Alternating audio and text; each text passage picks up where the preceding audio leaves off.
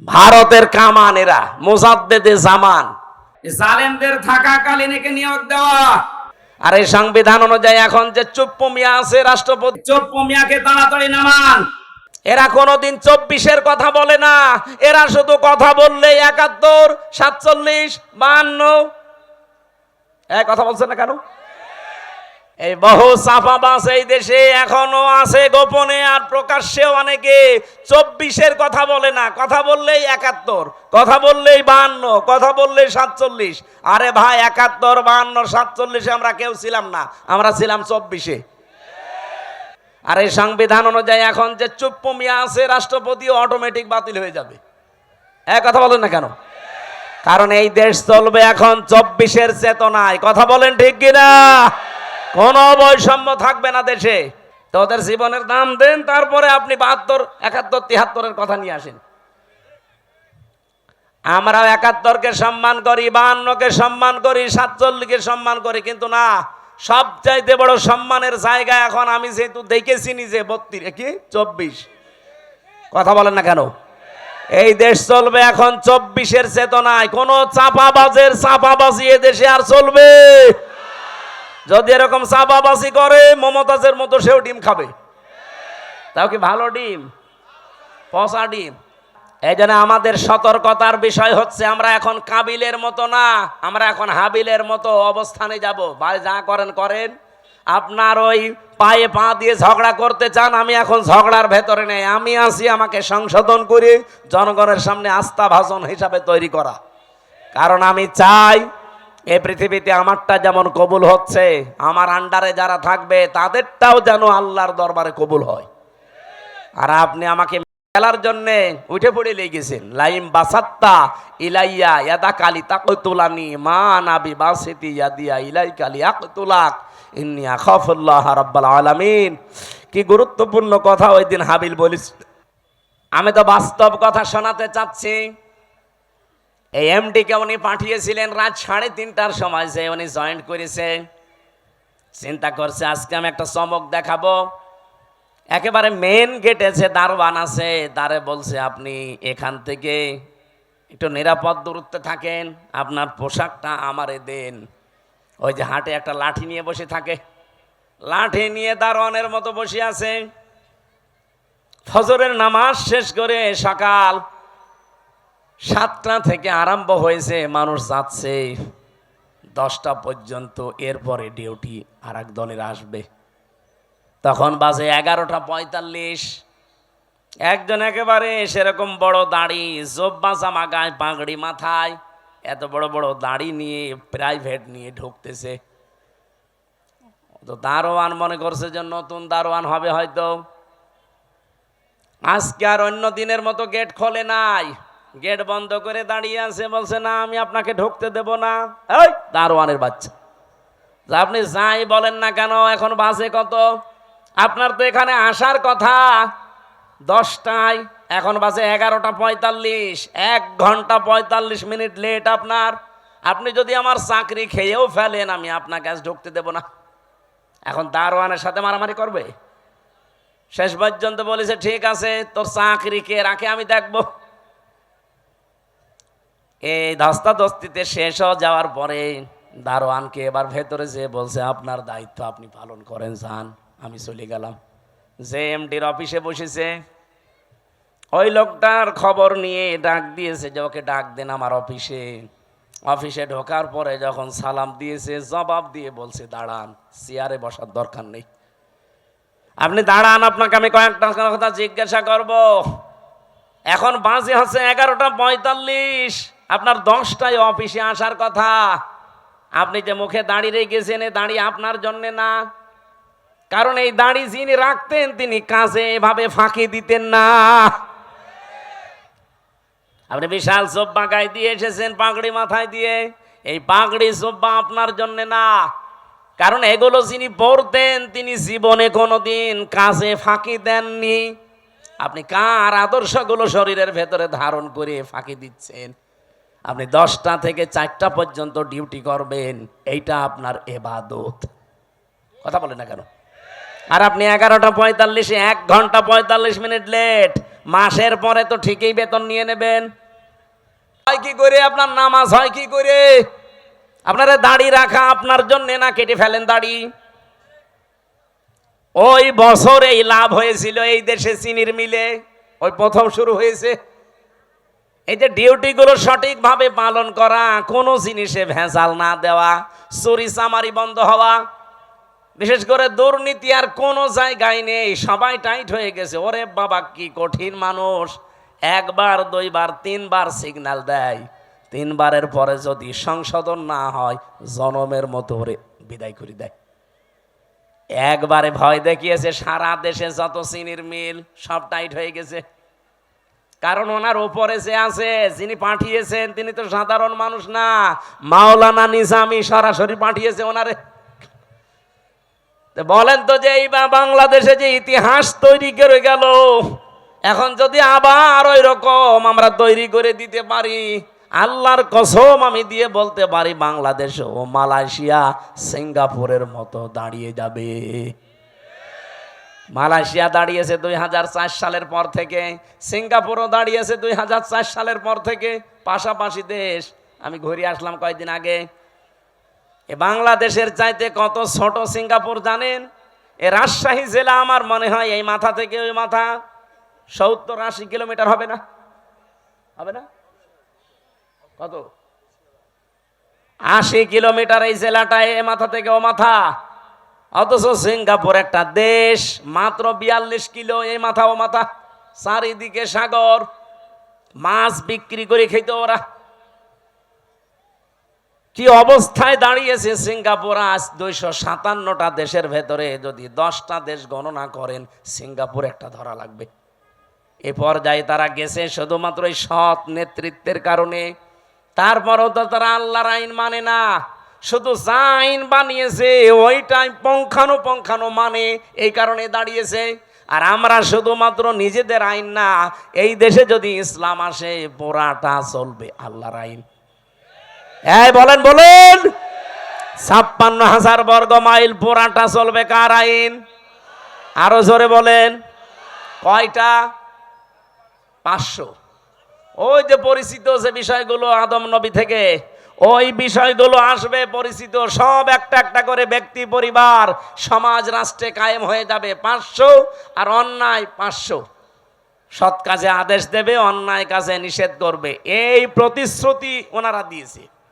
অন্য দলের ভেতরে যদি এই প্রতিশ্রুতি থাকে যে আল্লাযীনা ইম্মাক্কান্নাহুম ফিল আরদি আকামুস সালাত ওয়া আতাবুজ যাকাত ওয়া আমারু বিল মারুফ ওয়া নাহাউ আনিল মুনকার ওয়ালিল্লাহি আকিবাতুল উমুর, যেই দলের কর্মসূচিতে এই চারটা আছে আপনি তাকে এবার ভোট দেবেন, সে যেই হোক। আমি কারো দলে বিদলে নাই, এই চারটা কর্মসূচি যার কাছে পাবেন তাকে এবার ভোট দেবেন।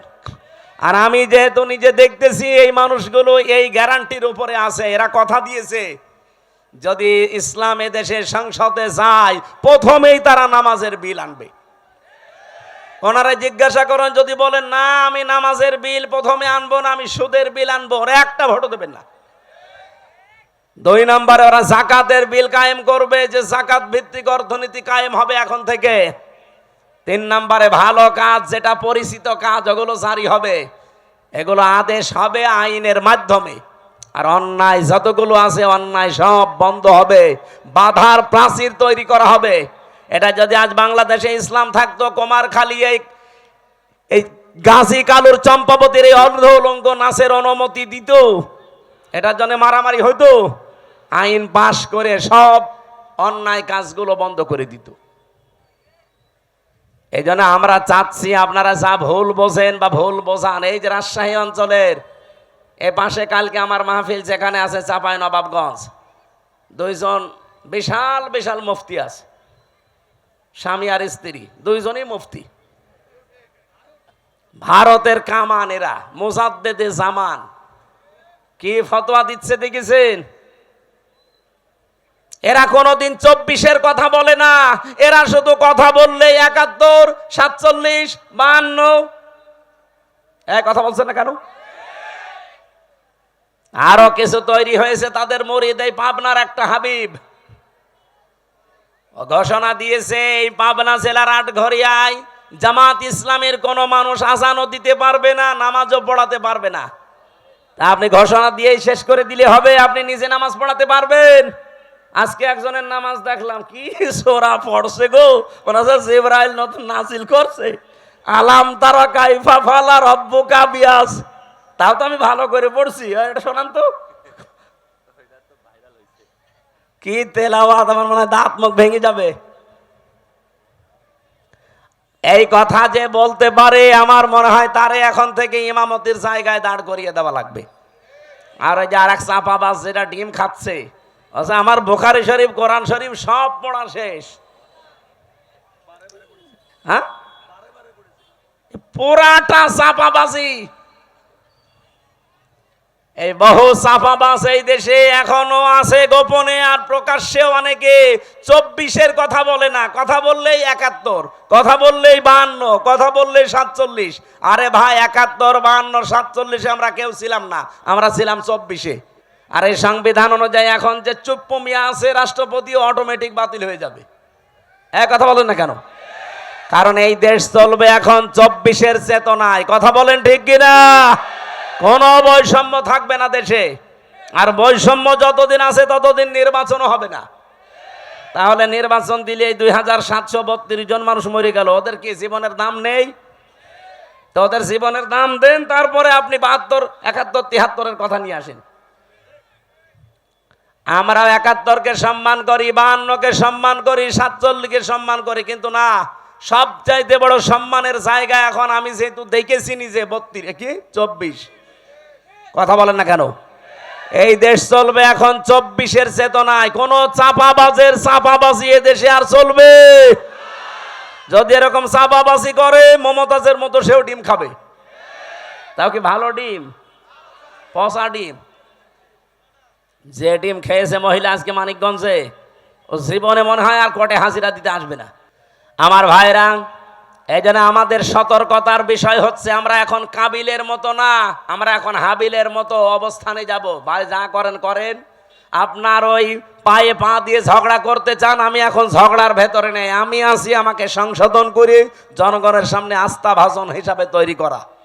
কারণ আমি চাই এই পৃথিবীতে আমারটা যেমন কবুল হচ্ছে, আমার আন্ডারে যারা থাকবে তাদেরটাও যেন আল্লাহর দরবারে কবুল হয়। আর আপনি আমাকে খেলার জন্য উঠে পড়ে লেগেছেন। লাইম বাসাত্তা ইলাইয়া ইয়াদা কালি তাকতুলানি মা নাবি বাসিতি ইয়াদিয়া ইলাই কালি আকতুলাক ইন্নী আখাফুল্লাহ রাব্বাল আলামিন। কি গুরুত্বপূর্ণ কথা ওই দিন হাবিল বলিস। আল্লাহ হাবিলের এই কথাগুলো আমাদের জীবনে মেনে চলার তৌফিক দেন, বলেন আমিন। আমরা সূরা মারইয়ামের 41 থেকে তেলাওয়াত আরম্ভ করেছি। তেলাওয়াত কিন্তু আয়াত থেকে তাফসীর আকারে কথা বলা, সময় বেশি হয়ে যাচ্ছে, একটু সময় দেন আমার। আজকে যেহেতু মাহফিল আজকে একটা, তো এই জন্য একটু বেশি সময় নিচ্ছি। মাহফিল যতক্ষণ চলে আয়াতটা শেষ না হতে থাকবেন মোনাজাতের পরে। আমার এই যে গাড়ি আছে, এটা আমার গাড়ি না, এই গাড়ি থেকে আমার লিখিত যে বইগুলো আছে মেয়েদের উপরের, পুরুষদের উপরে, ওটা নিয়ে যেয়ে পড়বেন। বই মানুষকে ঠকায় না, পড়বেন, আপনার ভাগ্য খুলবে ইনশাল্লাহ। জবান খোলে সূরা মরিয়মের 41 নম্বর আয়াত, এখান থেকে আমরা আরম্ভ করব। যেহেতু সামনে আর 15 দিন পরে গুরুত্বপূর্ণ যে দিবসটা, এই দিবসটা আদম নবী থেকে যদিও আরম্ভ হয়েছে, কিন্তু আমরা সুন্নত হিসাবে পশু জবাই করার এই নিয়ম পেয়েছি আমাদের জাতির পিতা ইব্রাহিম আলাইহিস সালাম থেকে। সেখান থেকে এখন আমরা আরম্ভ করছি। প্রথম অংশ শেষ, দ্বিতীয় অংশ শুরু হচ্ছে। ওয়াযকুর ফিল কিতাবি ইব্রাহিম। আল্লাহ পাক বলেন আলোচনা করো, বর্ণনা করো। কিতাবের ভেতরে আমি ইব্রাহিম আলাইহিস সালামের যে কাহিনী বর্ণনা করেছিলাম, এইটা আপনি আপনার উম্মতদের কাছে বর্ণনা করেন। ইন্নাহু কানা সিদ্দিকান নাবিয়্যা। নিশ্চয় সে ছিল একদিকে সত্যবাদী আর একদিকে নবী। এটা বাংলা অর্থ ছিল আয়াতের। এবার আমরা তাফসিরে যাচ্ছি। সূরার নাম সূরা মারইয়াম। কি নাম বলেন বলেন? অনেকে বলে সূরা মরিয়ম, না, মরিয়ম বলে কোনো শব্দ কোরআনে নেই।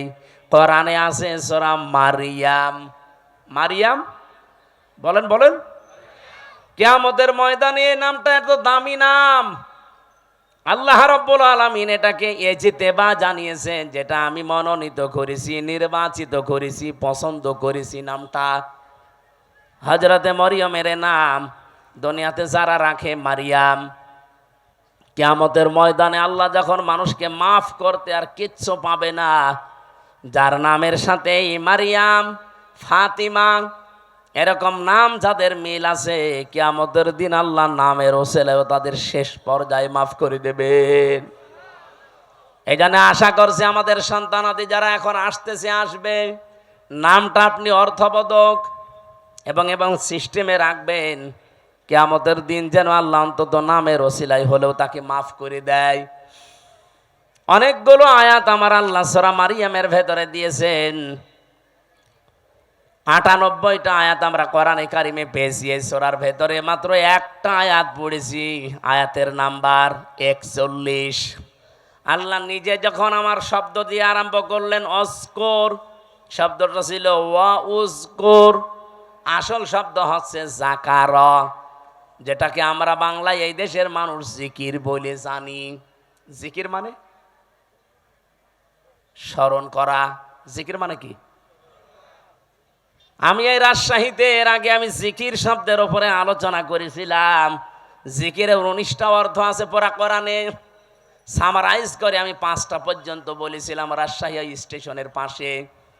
জিকির মানে স্মরণ করা, জিকির মানে কোরআন, জিকির মানে উপদেশ, জিকির মানে আল্লাহর আইন, জিকির মানে নামাজ বা সালাত। এই 5টা অর্থেরই আবার ব্যাখ্যা আছে। যেহেতু আজকে আমার জিকির নিয়ে আলোচনা না, শব্দটা এসেছে আয়াতের প্রথমে, এই জন্য জিকির বলতে আমি যেটা আছে কোরআনে ওটা টাচ দিলাম। আর জিকিরকে কোনো মানুষ যখন ইবাদত হিসাবে নিতে চায়, মাস্ট বি তাকে 4টা শব্দকে বেছে নেওয়া লাগবে জিকির হিসাবে। সুবহানাল্লাহ, আলহামদুলিল্লাহ, লা ইলাহা ইল্লাল্লাহ, আল্লাহু আকবার। রাজশাহী ভাষী এটা রেকর্ড হচ্ছে, তো এই জন্য বললাম। আজ বাংলাদেশে যে ভেজাল চলছে জিকিরের নামে, বহু জায়গায় 4টা শব্দের বাইরে জিকির নেই। বলেন বলেন, এই যে তাহিরি সাহেব যে জিকির গুলো আরম্ভ করেছে, এগুলো এই 4টা শব্দের ভেতরে পাবেন। ও জিকির করে ইয়ালি বাবা, শালি বাবা, কেল্লা বাবা, ফতে বাবা, ন্যাংটা বাবা। তো বলেন এই 4টা শব্দের ভেতরে ফতে বাবা আছে, কেল্লা বাবা আছে? হ্যাঁ, কথা বলেন না কেন? সুতরাং এগুলো জিকির না, এগুলো ওদের ফিকির। এ বাংলার মানুষেরা সতর্ক হন, জিকির করবেন 4টা শব্দ দিয়ে, কারণ এটা ইবাদত। কোন মানুষ আল্লাহর জিকিরকে খণ্ডন করতে পারবে না। যারা আজকে আল্লাহর 4টা শব্দকে আলাদা আলাদা করে ডাকে, তাদের জিকির হয় না। কেউ যদি বলেন আল্লাহু আকবার, আকবার আকবার হবে না, কি বলা লাগবে? আল্লাহু আকবার বলা লাগবে। তাহলে এটা জিকির হবে, প্রতিটি অক্ষরে 10টা করে নেকি হবে। কারণ আল্লাহর কালেমা খণ্ডন করা জায়েজ নেই। অতাম্মাত কালিমাতু রাব্বিকা সিদকাও ওয়া আদলা লা মুবাদদিলা লিকালিমাতিহি ওয়া হুয়াস সামিউল আলিম। বলেন আল্লাহু আকবার। এখানে 3টা বিষয় লেখা আছে আয়াতের ভেতরে। আল্লাহ বলেন আমার কোরআন পরিপূর্ণ সত্য কথা দিয়ে। 2 নম্বরে আমার কোরআন ইনসাফ দিয়ে পরিপূর্ণ। 3 নম্বরে আমার কোরআনের কোনো কথা রদ বদল নেই, পরিবর্ধন নেই। আযারুল্লাযীনা ইউলহিদুনা ফি আসমাই, এটা পাবেন সূরা আরাফ 9 নম্বর পারা 13 নম্বর পৃষ্ঠার 5 নম্বর লাইনের 180 নম্বর আয়াতের মাঝের অংশে আছে। যত তাফসিরে দেখবেন এইটাই লেখা পাবেন। আল্লাহ বলেন আমার নামকে তোমরা এলহাদ করবা না। এলহাদ মানে বলেন বলেন, এলহাদ মানে পাল্টিয়ে ফেলা, এলহাদ মানে পরিবর্ধন করা, উলট পালট করে ডাকা। বাংলার মানুষেরা আল্লাহ যেহেতু এলহাদ করলে নিষেধ করেছেন, সুতরাং আজকে থেকে আমরা আর শুধু আকবার আকবার না, আল্লাহু আকবার জিকির করব। শুধু সুবহান সুবহান না, সুবহান আল্লাহ জিকির করব। শুধু আলহামদ আলহামদ না, আলহামদুলিল্লাহ বলবো। শুধু লাইলা লাইলা না, লা ইলাহা ইল্লাল্লাহ বলবো। এর বাইরে যদি কেউ জিকিরের কোনো শব্দ আবিষ্কার করেন, দলিল দেওয়া লাগবে। এই কথা বলছেন না কেন? বলেন বলেন। হ্যাঁ, আপনি সব সময় মুখে জারি রাখতে পারেন একটা শব্দ, সেটা হচ্ছে আস্তাগফিরুল্লাহ। আস্তাগফিরুল্লাহ সব সময় মুখে জারি রাখবেন। শুধু টয়লেটে আর স্বামী স্ত্রীর ব্যবহারের সময়, এই দুইটা সময় বাদ দিয়ে সব সময় মুখে জারি রাখতে পারেন কি? আস্তাগফিরুল্লাহ। বলেন আস্তাগফিরুল্লাহ, আস্তাগফিরুল্লাহ। মনে যখনই আপনার আনমনা হয়ে যাবে, এই শব্দটা মুখে জারি রেখে দেবেন। বিশ্বনবী বলেন, এটা যার জীবনে যত বেশি থাকবে, আমার আল্লাহ জান্নাতে তার নিয়ামত তত বেশি বৃদ্ধি করে দেবে। জান্নাতের খাজানা বলা হয় একটা শব্দকে, নাম হচ্ছে লা হাওলা ওয়ালা কুওয়াতা ইল্লা বিল্লাহ। এটাও পড়বেন, লা হাওলা ওয়ালা কুওয়াতা ইল্লা বিল্লাহ। যেটা আজকে আমার জিকিরের আলোচনা না, আমি টাচ দিলাম শুধু প্রথম শব্দের, অযকুর ফিল কিতাবি। আল্লাহ পাক বলেন, আলোচনা করো, বর্ণনা করো হে নবী, কিতাবের মধ্যে। কিসের মধ্যে? কিতাব কাকে বলা হয়? এই পৃথিবীতে যত কিছু আপনি দেখতে পান, লাইব্রেরিতে যান, প্রত্যেকটা হচ্ছে কিতাবের ব্যাখ্যা। আল্লাহর ভাষায় এই দুনিয়াতে এখন একটাই কিতাব আছে, অথেন্টিক কিতাব, তার নাম কোরআন। তার নাম কি? এই জন্য আপনি এখানে দেখেন, কিতাবের আগে আলিফ লাম দেওয়া আছে, অযকুর ফিল কিতাবি। নির্দিষ্ট করে আল্লাহ জানিয়েছেন কিতাব একটাই। তাছাড়া দুনিয়াতে যত কিছু আছে ওগুলো কিতাবের ব্যাখ্যা। এই জন্য আপনাকে কেউ যদি বলে আমি ইসলাম জানতে চাই, কোন কিতাব পড়লে আমি ইসলাম জানতে পারবো, আপনাকে কোরআন দেওয়া লাগবে। আপনি যদি বলেন না, এই যে রবীন্দ্রনাথ ঠাকুরের কবিতা দিলাম, পাবে ইসলাম? পৃথিবীতে যত তাফসীর লেখা আছে, যত হাদিসের গ্রন্থ লেখা আছে, যত কিছু আছে, সব হচ্ছে আল্লাহর এই কিতাবের ব্যাখ্যা। আপনি তাফসীরে ইতকানের ভেতরে দেখবেন, এই কিতাবের নাম আমার আল্লাহ নিজে নামকরণ করেছেন 55টা। কোরআনের নাম কয়টা? বলেন বলেন। কোরআনের প্রথম নাম হচ্ছে আল কোরআন, 2 নাম্বার নাম হচ্ছে আল ফুরকান, 3 নাম্বার নাম হচ্ছে আল কিতাব, 4 নাম্বার নাম হচ্ছে আজ জিকির, 5 নাম্বার নাম হচ্ছে আত তানজিল। বলেন আল্লাহু আকবার। এজন্য কিতাবে একটাই। এই কিতাবের কাছে কেউ যদি না আসে, কোনোদিন সে হেদায়েতের রাস্তা পাবে না। আহ্বান জানাচ্ছি, যারা সেখানে আছেন, ফাইনা তাযাহাবুন ইন হুয়া ইল্লা যিকরুল লিল আলামিন। কোথায় যান? ফিরে আসেন। এ কোরআন কারীম এই পৃথিবীর মানবতার জন্য মহান আল্লাহর পক্ষ থেকে একটা উপদেশ। বলেন সুবহানাল্লাহ। আমি কিতাবের আরো ব্যাখ্যা করতে পারতাম, ওদিকে আর যেতে চাই না। আল্লাহ বলেন, আলোচনা করেন, বর্ণনা করেন এই কিতাবের ভেতরে। এই কিতাব মানে কোরআন শরীফের ভেতরে আল্লাহ যে বর্ণনা দিলেন, যার নাম এখানে প্রায় 27 জন নবীর নাম আমরা পেয়েছি, 25 জন আর 2 জন ইনডাইরেক্ট, সব মিলে 27 জন। এই 25 থেকে 27 জন নবীর ভেতরে অন্যতম 4 জন নবী, তার ভেতরে 1 নাম্বারে হযরত ইব্রাহিম আলাইহিস সালাম। ইহুদিরা আজ যাকে ডাকে আব্রাহাম বলে, না, ওনার নাম ইব্রাহিম বা ইব্রাহাম, এতটুকু বলা যায়, আব্রাহাম বলা যাবে না, তাহলে অর্থ পাল্টিয়ে যাবে। ওরা গণতন্ত্রের জনক যাকে বলে, এই যে আব্রাহাম, ইব্রাহিম নবীর নামটা আজ ইহুদিরা পাল্টিয়ে ডাকে আব্রাহাম বলে। এখানে 7টা কিরাত আমি পেয়েছি। এই 7 কিরাতের 2টা কিরাত আমি তেলাওয়াতের সময় করেছিলাম, শুনেছেন না? আযকুর ফিল কিতাবি ইব্রাহিম, আযকুর ফিল কিতাবি ইব্রাহিম। বলেন আল্লাহু আকবার। এটা তো আর ওই রকম মক্তবের ক্লাস চলছে না যে আপনাকে আমি কিরাতের উপরে ট্রেনিং দেব। রব্বুল আলামিন বলেন, আমার ইব্রাহিমের কথা আমি এই কোরআনে আলোচনা করেছি, হে নবী কেন জানেন? এবার আসেন, ইন্নাহু কানা সিদ্দিকান নাবিয়্যা, নিশ্চয় সে ছিল একদিকে সিদ্দিক আর একদিকে নবী। এখন সিদ্দিক কি আর নবী কি? এক নম্বরে আমরা নবীর ব্যাখ্যা করি, তারপরে সিদ্দিক। নবী শব্দের বাংলা অর্থ হচ্ছে সংবাদ বাহক। এটা নাবা থেকে এসেছে। নাবা মানে ব্রেকিং নিউজ।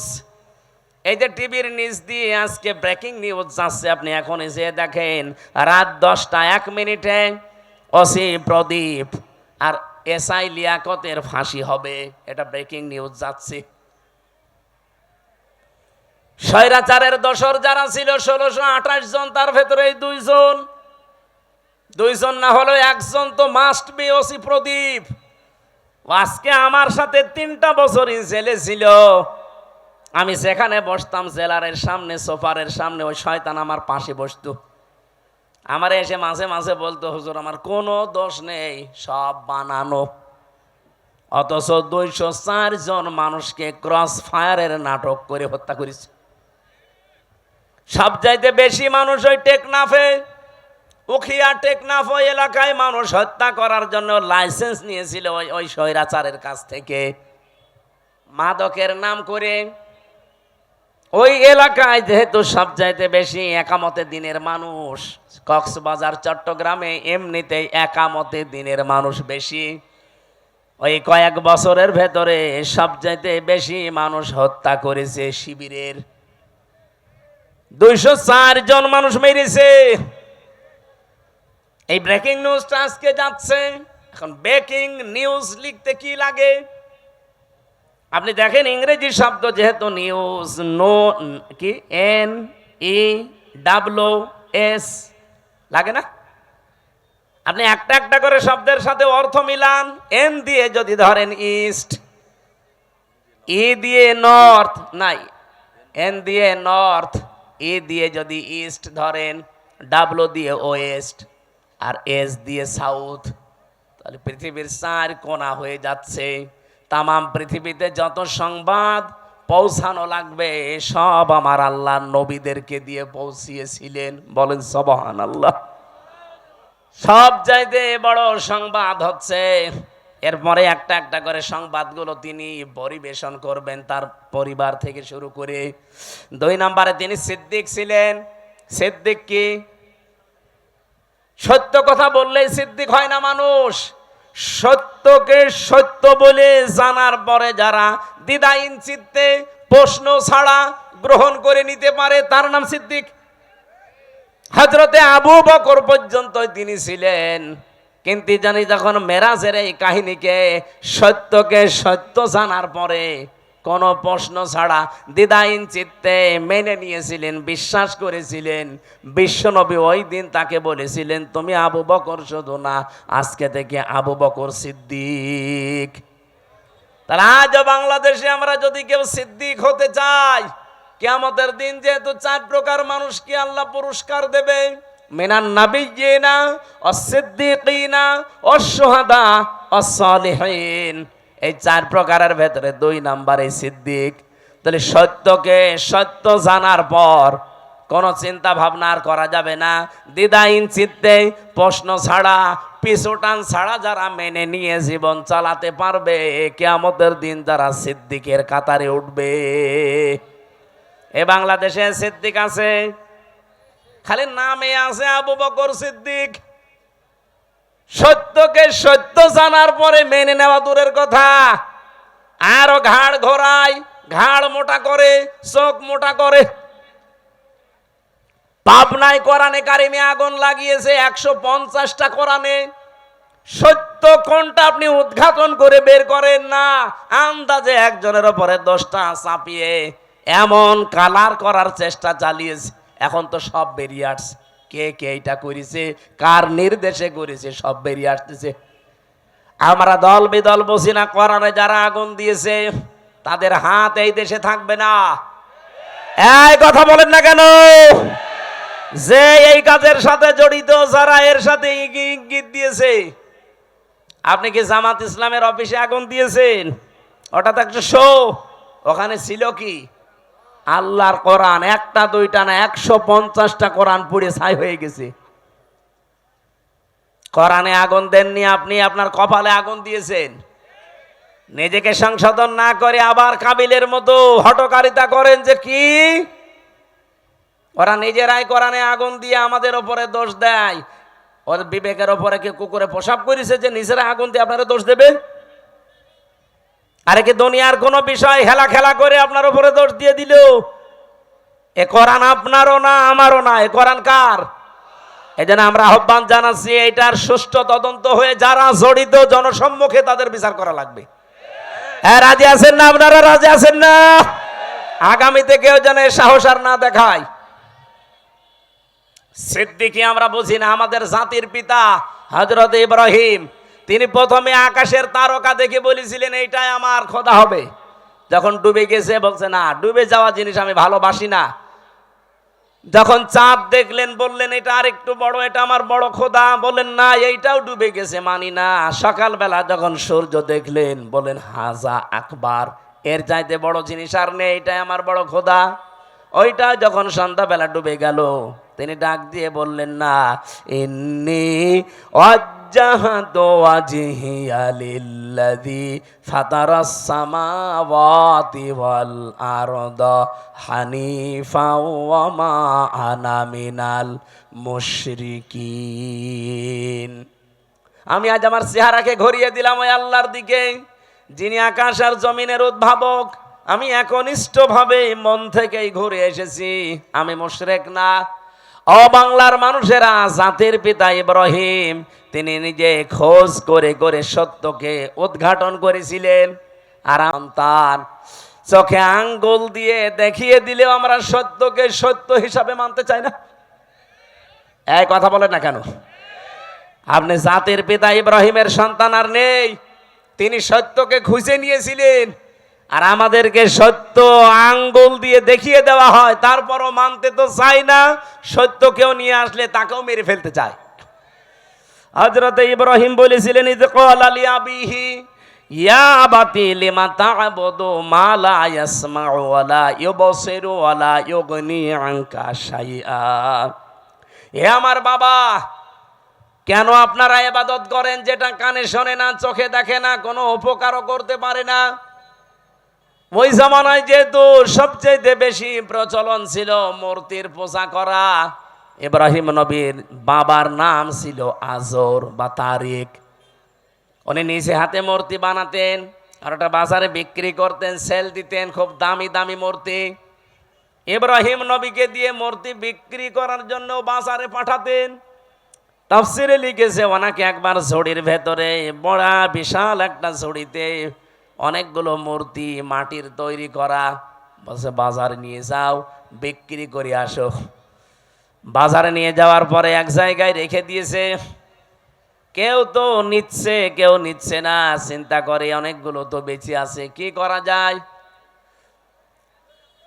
মনের ভেতরে ওই যে উনি সত্যের সন্ধান যেহেতু আগেই পেয়েছিলেন, বাবাকে এত করে বুঝিয়েছেন যে বাবা এখানে শোনে না, চোখে দেখে না, উপকারও করতে পারে না, আপনি এর পেছনে সময় দেন, শ্রম দেন, এর কাছে মাথা নত করেন। বাবা তো মানে নাই, বলছে এটা আমার ব্যবসা, এটা করলে অনেক কিছু আয় হবে। প্রতিমধ্যে নিজে নিজে একটার সাথে আর একটা ঠোকর লাগিয়েছে। মাটির জিনিস, শুকনা জিনিস একটার সাথে আর একটা মারে ভেঙে যায়। বাড়িতে ঝুড়ি ভর্তি করে নিয়ে এসে বলছে বাবা এই দেখেন রাস্তায় মারামারি করে এদের অবস্থা। আমার মনে হয় বিশ্বে আজ যারা মুশরিক আছেন, যারা মূর্তি পূজা করেন, বিবেকের উপরে যদি কুকুরে প্রসাব করে না দেয়, বিবেক যদি কারো কাছে বন্ধক না রাখেন, নিজের হাতে তৈরি করা জিনিসের সামনে জীবনও আপনি মাথা নত করবেন না। অনেকে দলিল দিয়েছিলেন, প্রথমে যুক্তি দিলেন বাবা মা লা ইয়াসমাউ ওয়া লা ইউবসিরু ওয়া লা ইউগনি আনকা শাইআ, যে কানে শোনে না, চোখে দেখে না, আপনাকে আমি এত করে বোঝালাম, আর এখন আপনি বলছেন যে ভেঙ্গে ভেঙ্গে তারা নিজেরা মারামারি করে মরে গেছে। আমি আপনাকে বোঝালাম যে ওরা নিজেরা মারামারি করে, আপনি বিশ্বাস করেন না। আপনি বলছেন না ওরা তো কথা বলতে পারে না। কথা যেহেতু বলতে পারে না, কানে শুনতে পারে না, বিপদে পড়লে আমারে বাঁচাতেও পারে না, তাহলে এর সামনে আপনি মাথা নত করেন কেন? বাবা তখন লাজবাব হয়ে গেছে। হযরত ইব্রাহিম দেখলেন আমার বাবা যখন অন্তত এখন আর জবাব দিতে পারে না, তখন তিনি বলেছিলেন, ইয়া আবাতি ইন্নী ক্বাদ জাআনি মিনাল ইলমি মা লাম ইয়াতিকা ফাত্তাবি'নি আহদিকা সিরাতান সাবিয়্যা। হে আমার বাবা, আমার কাছে একটা জ্ঞান এসেছে, ওই যে তিনি তিনটা জ্ঞানের মাঝখানে পেলেন, তারকা, সূর্য আর চন্দ্র দেখে দেখে একটার পর একটা যখন ডুবে যায়, তার ভেতর থেকে ওই যে জ্ঞানটা, এই জ্ঞান উনি পেয়েছিলেন কোন কোন কোন জায়গা থেকে? ওই যে একেবারে প্রথম ক্লাস, ওই ক্লাসে আদম নবী, পৃষ্ঠদেশে ইব্রাহিম নবী ছিলেন না? বলেন বলেন। ওই দিন থেকে তিনি জেনেছিলেন। এটা হয়তো অনেকের চাপা পড়ে থাকে, এই জন্য প্রকাশ করতে চায় না। নবীদের যেহেতু আল্লাহ কন্ট্রোল করছেন, ওই জ্ঞানটা ওনার কাছে আমার আল্লাহ উদ্ভাসিত করে দিয়েছেন, জাগরণ করে দিয়েছেন। ডাক দিয়ে বললেন, বাবা আমার কাছে যে জ্ঞান এলেম এসেছে, আপনার কাছে ওইটা নেই, আর আপনার কাছে থাকলে ওইটা চাপা পড়ে আছে। আপনাকে আমি আহ্বান জানাচ্ছি, আপনি আমার অনুসরণ করেন, তাহলে আপনাকে আমি সহজ সরল পথ দেখাতে পারবো। ইয়া বাতিলা তা'বুদিশ শাইতানা ইন্নাশ শাইতানা কানা লির-রহমানি আসিয়্যা। তিনি ডাক দিয়ে বলেছিলেন, হে বাবা, ইয়া আবাতি ইন্নী আখাফু আইয়ামাসসাকা আযাবুম মিনার রহমানি ফাতাকুনা লিশ-শাইতানি ওলিয়্যা। ক্বালা আরাগিবুন আনতা আন আলিহাতি ইয়া ইব্রাহিম লা ইল্লাম তানতাহি লা আরজুমান্নাকা ওয়াহজুরনি মালিয়া। বলেন সুবহানাল্লাহ। হযরত ইব্রাহিম এত সুন্দর করে তার বাবাকে বুঝিয়েছিলেন। আজও তামাম বিশ্বের মুশরিকদেরকে, নবীর উম্মত যারা আমরা এইভাবে করে বোঝাতে চাচ্ছি, তো মানুষ বোঝা তো দূরের কথা, ওই জামানায় ইব্রাহিম নবীর বাবা যা বলেছিল, আজ আমার মনে হচ্ছে বাঙালি জাতি আমাদেরকে তাই বলছে। ওই জামানায় ইব্রাহিম নবীর বাবা বলেছিল, ওয়াহজুরনি মালিয়া, তোকে তো আমি নিজে জেলখানায় পাঠিয়ে দেব, অথবা মেরে ফেলবো, অথবা দেশ থেকে তোরে এমন দূরে তাড়িয়ে দেব যেন তোর সাথে দেখা না হয়। এ কথাগুলো আজ বিভিন্ন ভাষায় আমাদের ওপরে চাপিয়ে দিচ্ছে, বিভিন্ন কায়দায় আজরের বংশধর দ্বারা তারা একই কথা বলছেন। সুতরাং আপনাদেরকে আমরা মুক্ত করতে চাই। আমাদের জাতির পিতা ইব্রাহিম আলাইহিস সালামকে বহু ভয় ওই সময় দেখিয়েছে। জাতির পিতা ইব্রাহিম নবী এবার দেখলেন, না, এরা আমাকে আর বাঁচতে দেবে না, আগুনে পর্যন্ত শেষ পর্যন্ত ফেলে দিয়েছে। ওখান থেকে মুক্ত হওয়ার পরে তিনি বলেছিলেন, ক্বালা ইন্নী যাহিবুন ইলা রাব্বি সায়াহদিন রাব্বি হাবলি মিনাস সালিহিন ফাবাশশারনাহু বিগুলামিন হালিম। হযরত ইব্রাহিম ওই দিন জাতির কাছ থেকে, বাবার কাছ থেকে মুখ ফিরিয়ে বললেন, আমি এমন এক আল্লাহর দিকে, রবের দিকে ধাবমান হলাম, এমন দিকে আমার মুখ চেহারা ফিরিয়ে দিলাম, আমি আশা করছি অতি শীঘ্রই তিনি আমাকে পথ দেখাবেন, হেদায়েত দিয়ে দেবেন, পথের সন্ধান দেবেন। জাতির লোককে এত বোঝানোর পরেও যখন আর জাতি আসে না, এই দেশের আলেমরা কিন্তু শেষ পর্যন্ত ইব্রাহিম নবীর মতো এই কথা বলতে আমরা বাধ্য হব। কথা বোঝেন আমার? তখন আপনি জাহান্নামে যাবেন না, কোন জায়গায় যাবেন, আপনার জন্য আমার আর কোনো আফসোস নেই, আমি ধরা বাঁধাও নেই। এত করে কত কিছু যুক্তি প্রমাণ দলিল দিয়ে যে মানুষের তৈরি করা আইন আর মূর্তি পূজা জিনিস একই, ওরা না বুঝে করছে আর আপনি বুঝে করছেন, ওরা দুর্গা পূজা করে আপনি দুর্গা পূজা করেন, জিনিস তো একই। ফিরে আসেন, ফিরে আসেন, ফিরে আসেন। হাতে পায়ে ধরার বাকি আছে, আর কত কিছু বলা যায়। হযরত ইব্রাহিম ওই দিন নিজের একটা শক্তি, সমর্থন, হাতের একটা লাঠি, এইটার জন্য তিনি দোয়া করতে আরম্ভ করলেন, একদিন 2 দিন 3 দিন না, 86 বছর, যে রব্বি হাবলি মিনাস সালিহিন, হে আল্লাহ আমারে তুমি একটা নেককার সন্তান দাও যে আমার লাঠি হিসাবে কাজ করতে পারে। আল্লাহ পাক 1 দিন 2 দিন 3 দিনে না, 86 বছর পরে এই দোয়াটা কবুল করেছিলেন। বলেন সুবহানাল্লাহ। তাকে সুসংবাদ দিলেন, আমি তোমাকে হালিমের সুসংবাদ দিলাম, গোলামিন হালিম। এটা কি চাচা হালিম না মামা হালিম? কি হালিম দিয়েছিলেন ইব্রাহিম নবীকে আল্লাহ রাব্বুল আলামিন বলেন, ও ইব্রাহিম কি গোলামিন হালিম দিয়েছে, একটু পরীক্ষা করে দেখো। ফালাম্মা বালাগা মাহু সায়া ক্বালা ইয়া বুনাইয়া ইন্নী আরা ফিল মানামি আন্নী আযবাহুকা ফানজুর মাযা তারা ক্বালা ইয়া আবাতি ফাআল মা তুমার সাতাজিদুনি ইনশাআল্লাহু মিনাস সাবিরিন। হযরত ইব্রাহিম চিন্তা করলেন, আল্লাহ আমাকে স্বপ্ন দেখিয়েছে সবচাইতে প্রিয় বস্তু কোরবানি দিতে। আমি তো এর আগে বহু দুম্বা কোরবানি দিলাম, একটাও কবুল হয়নি। আমি এখন ভেবে দেখি আমার কাছে সবচাইতে প্রিয় আমার সন্তানটা, কারণ 86 বছর পরে এসেছে। ওনাকে জবাই দেওয়ার জন্য অনুমতি চাইলেন। প্রশ্ন আসতে পারে, বিধানটা কার? আরো জোরে বলেন। পালন করবে কে? একজন নবী। একজন নবী যেমন তেমন না, এই 25 জনের ভেতরে 4 জন শ্রেষ্ঠ, তার ভেতরে ইব্রাহিম শ্রেষ্ঠ। তিনি আল্লাহর বিধান পালন করবেন, এই জায়গায় এতটুকু 13 বছরের সন্তানের কাছে অনুমতি নেওয়ার দরকার কি? এই জন্য অনুমতি নিয়েছিলেন। তিনি যে 86 বছর দোয়া করলেন, আমি রব্বি হাবলি মিনাস সালিহিন চাই। আল্লাহ যে জবাবে বলেছিলেন গোলামিন হালিম, তোমাকে আমি সহনশীল ধৈর্যশীল সন্তানের সুসংবাদ দিলাম। তো কেমন হালিম দিয়েছে আজকে আমি দেখব।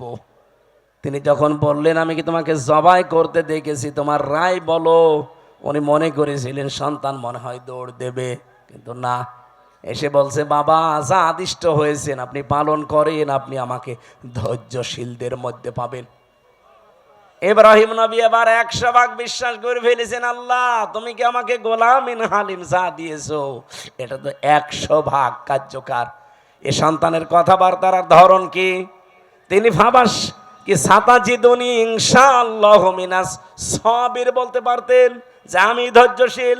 বলেন নাই, বলেছিলেন সাবিরিন। আমার মতো বহু ধৈর্যশীল দুনিয়ায় আছে, তাদের ভেতরে আমিও একজন। তার মানে আমি অহংকার করি না আল্লাহর বিধান পালন করতে পেরে। বলেন সুবহানাল্লাহ। রব্বুল আলামিন এবার জবাব দিলেন, ফালাম্মা আসলামা ওয়া তাল্লাহু লিল জাবিন। যখন দুইজনে এগ্রি হয়ে গেছে, আসলামা দ্বিবচন, দুইজনেই যখন রাজি আল্লাহর বিধান পালন করার জন্যে, ইব্রাহিমও রাজি, ইসমাইলও রাজি, আতাল্লাহু লিল জাবিন, জবাই করার জন্যে কায়ত করে ফেলেছেন। আমার আল্লাহ বলেন, অনাদাইনাহু আইয়া ইব্রাহিম। এবার আমি ডাক দিলাম, ইব্রাহিম না, আমি চাই না যে সন্তান জবাই হয়ে যাক, এই জন্যই তো স্বপ্ন দেখিয়েছি। সন্তান জবাই হয়ে যাক এটা যদি চাইতাম তো স্বপ্ন দেখাতাম না, একবারেই বলতাম ছেলে জবাই করে ফেলো। স্বপ্নের মাধ্যমে যে দেখালাম যে এই এই এই প্রক্রিয়া করো, তার মানে সন্তান জবাই হয়ে যাক, এটা আমার উদ্দেশ্য না। আমার উদ্দেশ্য তোমার আমার হুকুম মানো কিনা। কোরবানি এসেছে 1 বছর পরে পরে। হযরত ইব্রাহিম থেকে সুন্নাত এইটা পালন করার জন্য, যে আল্লাহর বিধান সামনে যখন যেটা আসবে প্রশ্ন ছাড়া আমরা মানতে পারি কিনা। আমার কথা বোঝা গেছে কিনা? সামনে আল্লাহর বিধান যখন যেটা আসবে, যত কিছু হারাতে হয় হারাবেন। ইব্রাহিম নবীর মতো হাতে ছুরি নেওয়া লাগবে, ইসমাইল নবীর মতো গলা দিয়ে দেওয়া লাগবে। এই জন্য আল্লাহ আসলামা দ্বিবচন দিয়েছেন। এদেশে এখন যারা দায়িত্বে আছেন, এই 15 দিন পরে যে কোরবানি, এই কোরবানিতে আপনারা ইব্রাহিম নবীর ভূমিকা পালন করবেন। আর আমরা 18 কোটি জনগণ যদি গলাও দেওয়া লাগে ইসমাইল নবীর ভূমিকায় আসতে চাই।